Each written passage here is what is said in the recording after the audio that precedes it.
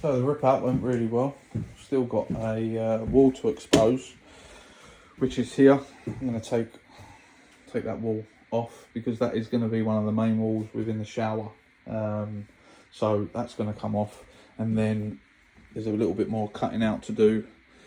So I've just marked out roughly my 900 shower tray. My stud wall is going to be positioned here, all the way up to the ceiling. Now, I just had a chat with a client, and obviously this slope ceiling is going to be part of the shower now. That, in my opinion, as much as I'm not going to like the look of it, but I've been very clear to the client that the joints will not line up in that section, obviously, because that's on a slope. But it will be a lot better to tile that section because the shower head, the partition wall, is going to come out to about 1.10 meters. So I need it enough to get my shower head on.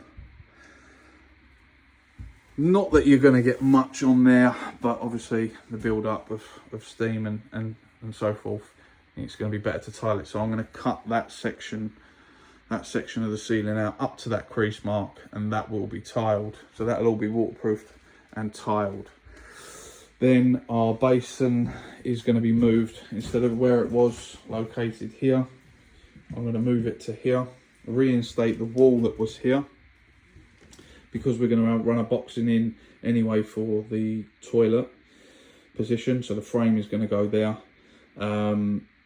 And what I'm going to do is get the sensors of the current lighting positions and run so they're bang on in line. Now, I can't get above them at the highest point of the house. There is a void above.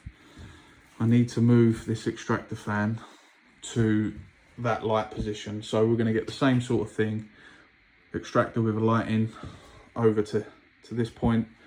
I'm going to try and do it keyhole surgery wise because I don't really want to pull that ceiling to make any extra work, because what was allowed for was just for the changing of lights. However, it's going to be ideal if we can get that extractor point over to there to help with the build up of the shower steam. But today I have got a bit of investigating to do under this floor, where the wet tray is going to be situated. There'll be videos coming on that. So that's got to be cut out. I've got a batten in between each joist, and then ply. So the ply face is topped with the top of the joist. So then I can install my 20mm wet deck board. But it's only 1800 long, so I've got extra material. As I said, there'll be a video coming on that to fill that gap. And then obviously these are the hot and the cold runs. They run in behind here to feed where the old basin was. So all of this copper is going to come out. Then my hot and cold in.